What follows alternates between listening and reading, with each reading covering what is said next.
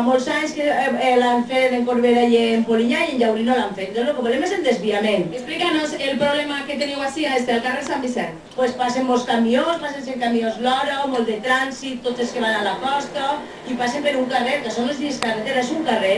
Com els afecta el pas de camions i de cotxes? Això és de por, això és de por. Pensem que arriba un camió, Això és de por perquè sí... la gent de seguida comença a creuar el carrer perquè volen interrompre el pas, el trànsit, per a reivindicar una volta més que volen un desviament. El desviament perquè això és insuportable ja. Així passen un centenar de camions a hora i no es pot viure. Per què passen tants camions? Perquè tot el trànsit de la Ribera Alta i baixa corbar entre ells. I una cantera i tal que dos camions venen entre ells.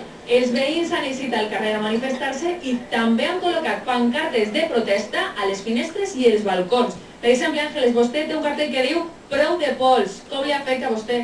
Pues malament, perquè estic mala dels bronquios, des que visc en esta carrera. Mira, fa un momentet, quan he entrat, mira com està.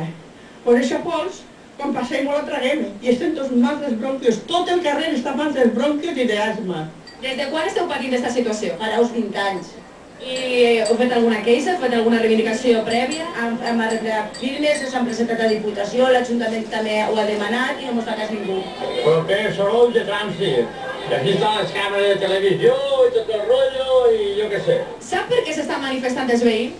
I dicen que volen desviar el tràfic així, Què passa molt sovint per així en el camió? tots els dies. D'on vens?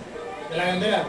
I entens per què s'estan queixant els veïns? Sí, clar, no, compres, perquè el trànsit que així, ja veus, xiquets i tot, pues, és un perill. I que dona molta pena. I ja està bé, que estem 20 anys així, en este carrer que era la glòria, i ara és l'infern. Avui els veïns de Llaurí s'han manifestat, però no és una excepció. Tornaran a fer-ho la setmana que ve, l'altra i l'altra. Estan decidits a no parar i insistir fins que d'una per totes els passen el desviament.